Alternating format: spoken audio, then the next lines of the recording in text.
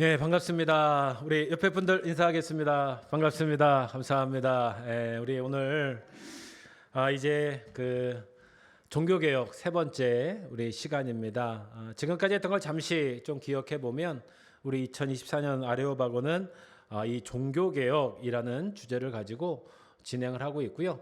첫 번째가 이 성경에 대한 개혁, 그러니까 성경이 어떻게 정경화가 됐나 이 이야기를 통해서 우리가 종교개혁의 첫 번째 말씀을 드렸고요.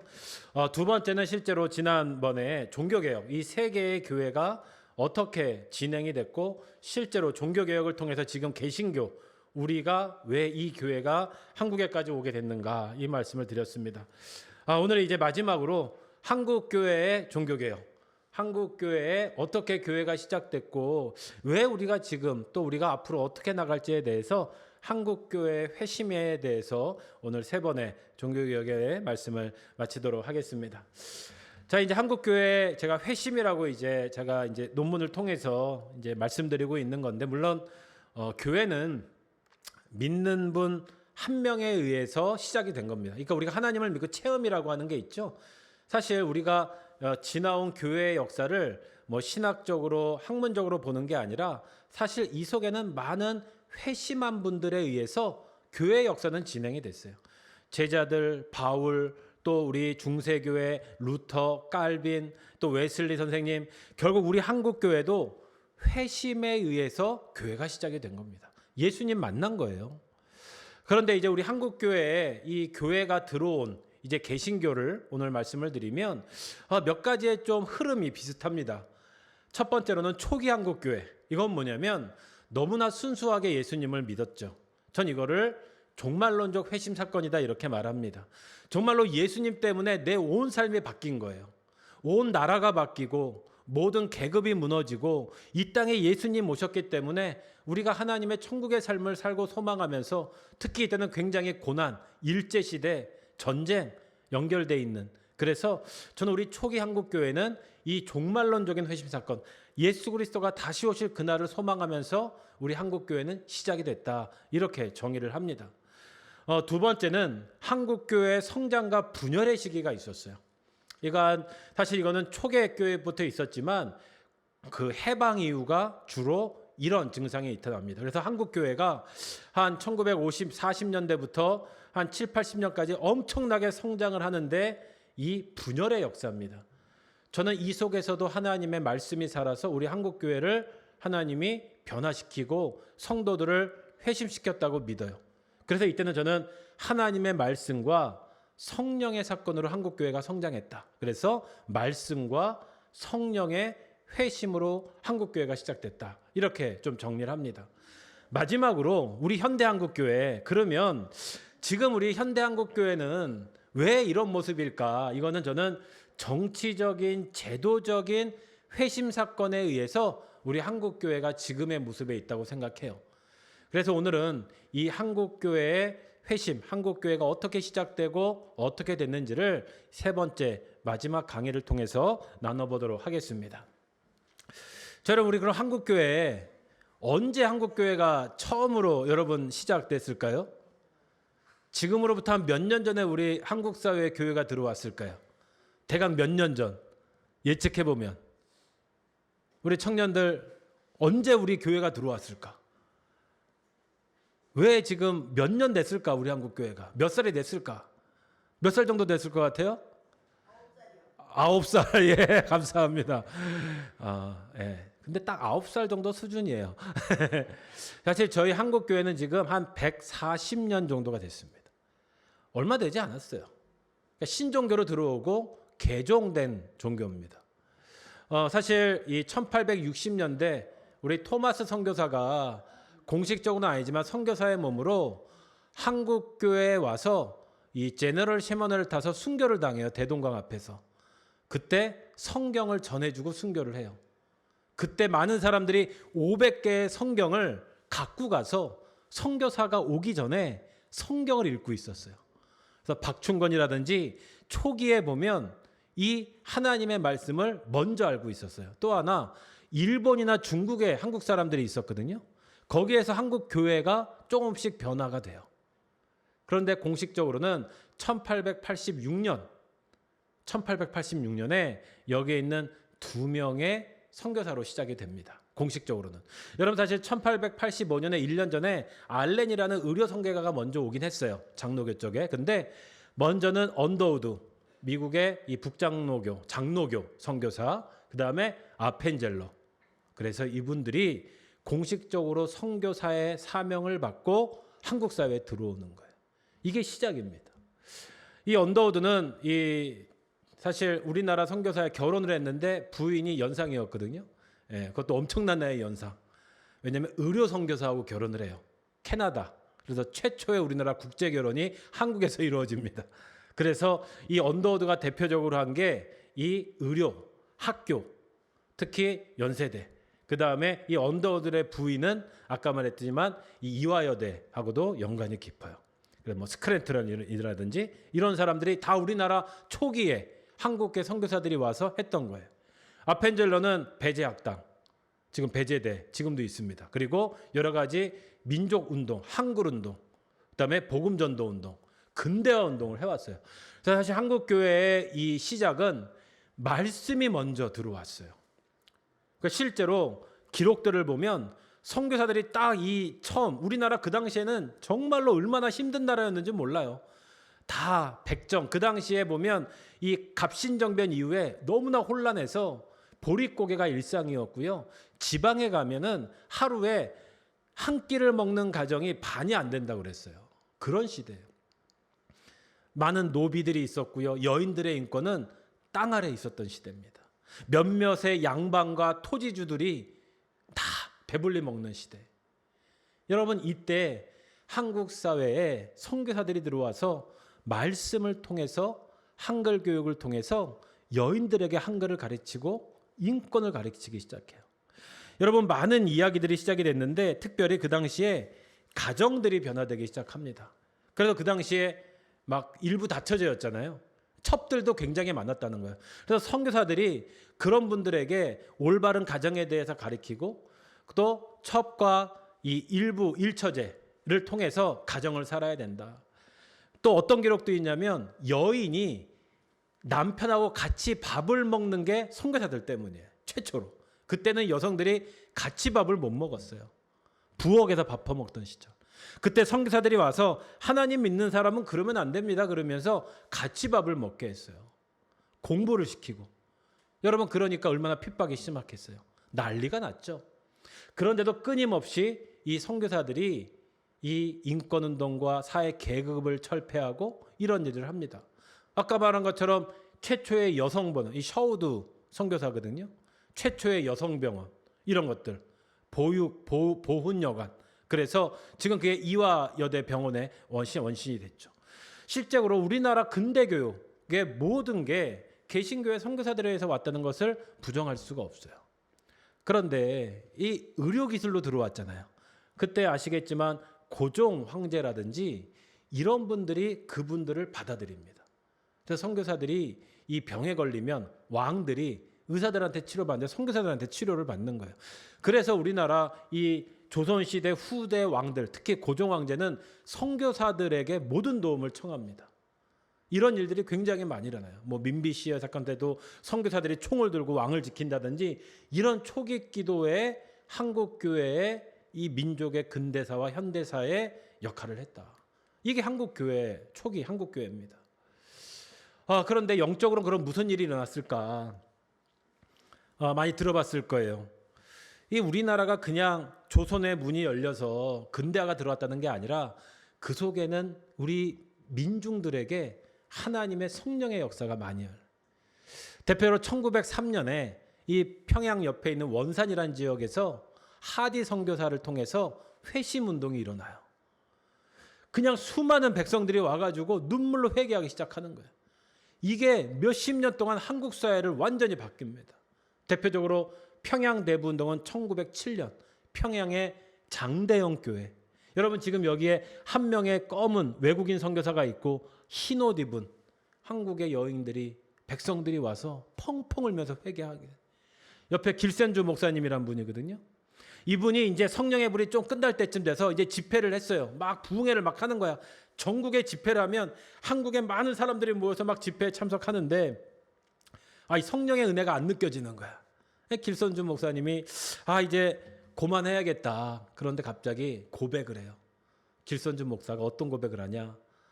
내 친구가 갑자기 죽으면서 그 부인을 자기한테 부탁했는데 그 재산이나 이런 것들을 자기가 거기서 돈을 띄워 먹었습니다. 내가 당신들 앞에 회개합니다. 이 회개를 길선주 목사가 딱 했는데 그때는 장로였거든요. 여기저기에서 사람들이 자기의 죄를 토설하는 거예요. 그러면서 성령의 불이 막 일어나는데 해외 선교사들의 길을 보면 한국교회 오순절 성령운동이 일어났다. 알 수 없는 말로 방언을 하는데 그게 모든 사람의 마음을 흔들었고 치유가 됐고 이해할 수 없는 말로 들렸다. 여러분, 이게 한국 초대교회의 영성적인 운동이었어요. 여러분, 이게 전국에 그래서 선교사들이 깜짝 놀라서 야, 한국교회는 기회다. 하나의 교회로 가야 된다. 그래서 교회 연합단체를 하나 만들어서 대한예수교회를 하나의 교단으로 시작을 한 거예요. 여러분, 이게 여기서 끝난 게 아니에요. 이 회심운동이 어디까지 갔냐? 바로 민족운동까지 가요. 유관순, 그 다음에 주기철 목사님, 손양원 아시죠? 여러분, 이거 다 크리스찬이에요. 유관순은 이화학당에 다녔는데 16살이에요. 일제시대에 내가 하나님 믿고 이 민족을 구원해야겠다. 그래서 투옥돼서 돌아가시고. 여러분, 주기철 목사님은 평양형무소에서요, 일제 신사 참배 시기, 일세 진짜 끝까지 하나님을 지켜서 순교하신 분이에요. 해방되기 전날 돌아가십니다. 끝까지 신사 참배. 여러분, 사실 그때 한국교회가 이미 정치화가 돼가지고 대다수의 교회는 신사 참배를 했습니다. 교회 안에 일장기가 걸려 있었고요. 학교들에도 다 일장기가 있고 감리가 되라 그래서 일본 재단이 교회에 많이 들어와 있었어요. 근데 끝까지 신사 참배를 거부한 많은 목사님들이 계세요. 세 번째는 손양원 목사님이죠. 이분은 공산주의 여순 반란 사건 1948년에 그 여수 반란 사건 때 두 아들을 공산주의자들한테 잃어요. 근데 이분이 그전에도 신사참배로 투옥도 당했다가 아들까지 잃었는데 그 공산주의자들 아들을 죽인 그 아이들을 양아들로 삼죠. 이 유명한 사랑의 원자폭탄이라는 또 소설로도 나왔죠. 여러분, 한국교회 지도자들이 민족의 아픔을 알고 고치고 믿음을 지켰어요. 여러분, 이게 지금 실제 우리나라 초대교회 종말론적인 회심의 사건입니다. 여러분, 이제 해방이 됐죠. 해방이 됐는데 이게 지금 보이시나요? 한국교회 분열과 선장의 시계를 오게 됩니다. 여러분 많이 들어봤을 거예요. 도대체 한국교회 교단은 왜 이렇게 많고 왜 이렇게 감리교, 장리교 이런 게 어떻게 됐습니까? 질문한다면 다는 말씀드리지 못하지만 여러분이 한국교회가 분열의 역사를 갖게 됩니다. 사실 첫 번째 분열은 초기 때부터 있었어요. 우리 한국교회에 처음에 선교사들이 왔을 때 네비우스 선교 정책이라는 걸 씁니다. 그건 뭐냐면 자력, 자비, 자량. 굉장히 좋은 정책이에요. 근데 선교사들이 한국교회 사람들 약간 미개하게 봤어요. 그래서 한국교회 목사들을 세울 때 평신도보다는 조금 뛰어나게 하지만 선교사들 밑에 뒀습니다. 그러니까 이때부터 한국교회 목사들이 분열이 사실 시작돼요. 여러 군데서 분열이 사실 일어났습니다. 1990년대 평양에서 뭐 자유교회, 또 이 대구에서는 뭐 자치교회 이런 이름으로 교회들이 분열이 됐는데 해방 이후에 본격적인 이 분열의 시작은 뭐냐 들어봤을 거예요. 재건교회가 분열이 됩니다. 이게 뭐냐면 아까 말씀드렸죠. 이게 해방이 되고 나서 한국교회가 다시 이제 교회를 세우려고 딱 모이는데 이 장로교회 일이에요. 이제 남북이 갈라져서 남쪽에만 장로교 목사들, 그때도 노회는 있었거든요. 장로교회는 이렇게 남부에서 총회를 딱 하고 평양에 이제 남북이 돼서 평양신학교가 폐쇄가 되고 밑에 조선신학교만 남아요. 그게 한신대학교입니다.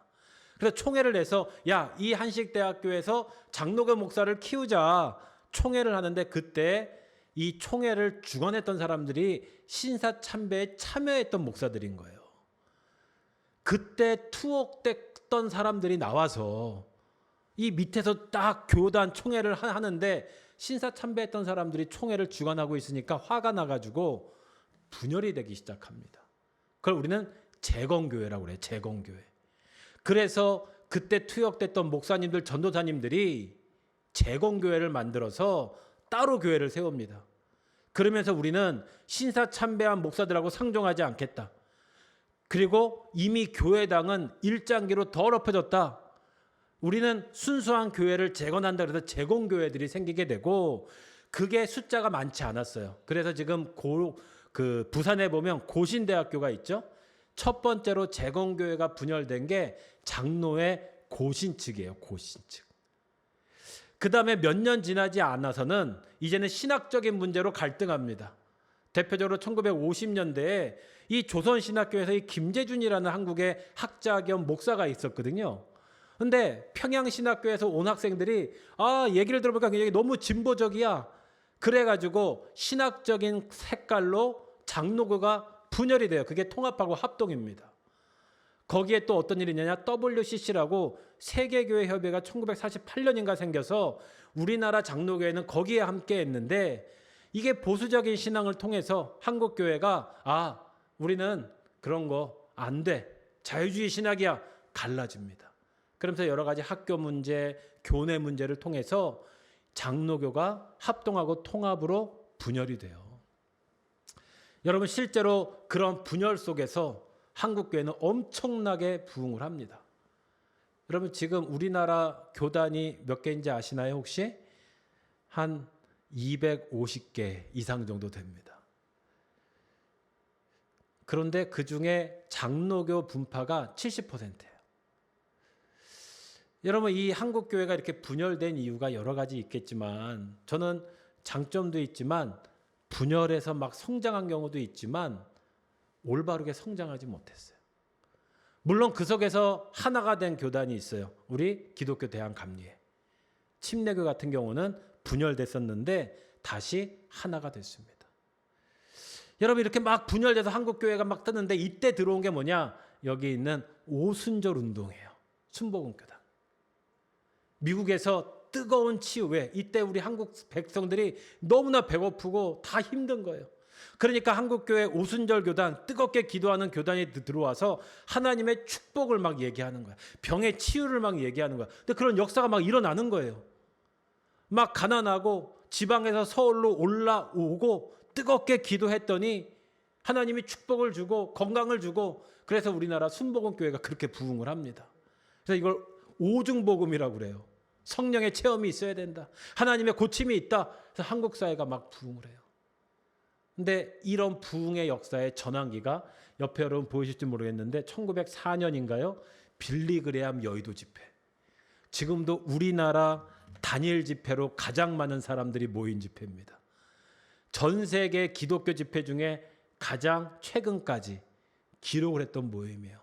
우리 권사님은 기억나실 거예요. 여의도에 빌리그레암 목사님이 와가지고 부활절 때 집회를 하는데 여의도에 전국에서 올라와서 밤을 새면서 통회하면서 기도하는 거예요. 그래서 이거 회심 사건이라고 고백해요. 근데 이게 보이지 않는 정치적인 의도도 있었습니다. 여러분 이날만 통금을 해제했어요. 네. 누가 통금을 해제했을까요? 박정희 정권이. 여러분 그때 박정희 정권이 이게 수출을 해야 되는데 한국이라는 이름을 알릴 수 있는 방법이 없어요. 또 미국하고 관계를 회복해야 되는데 미국 교회 잘생긴 목사님 딱 모셔다가 사실 정치적으로 이용을 많이 합니다. 여러분 이때 엄청난 회심 사건이 일어나요. 사실 통금도 해제하고요.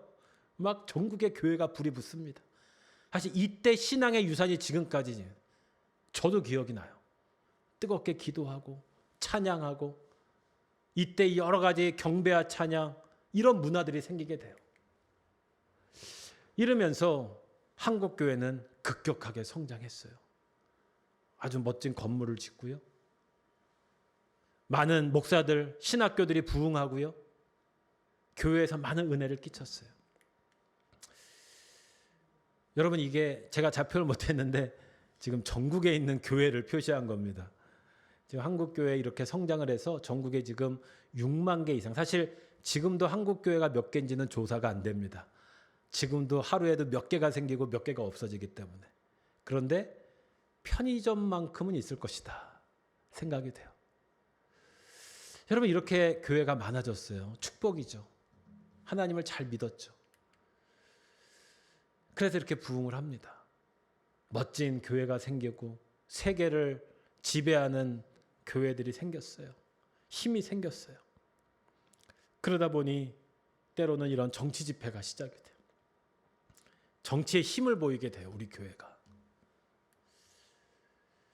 이거는 작년에 있었던 그 빌리그레암 전도 50주년 맞아서 빌리그레암 목사님 아들 손자 목사를 불러서 다시 또 뜨겁게 기도하려고 집회를 열었어요.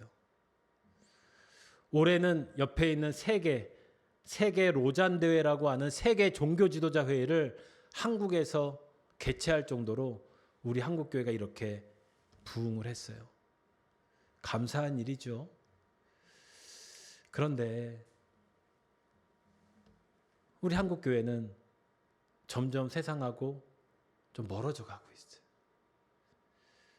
왠지 모르게 이게 하나님의 길이 맞나? 많은 문제들이 생겨나기 시작했어요. 또 여러분 최근 교단의 통계인데요. 지금 한국 교회가 100년 동안 성장한 것보다 굉장히 천천히 성장하다가 급격하게 성장했는데 지금 2000년부터 지금 20년까지 급격하게 쇠퇴하고 있습니다. 여러분 지금 우리가 현대교회가 이런 상황에 있는 거예요. 제가 이 종교개혁이라는 주제로 강의를 지금까지 했던 이유는 바로 이겁니다. 여러분 주님의 교회는 계속 변해왔고 개혁되어 왔어요. 우리가 물론 다 이해할 수 없습니다. 그 많은 역사를 우리가 다 판단할 수는 없어요.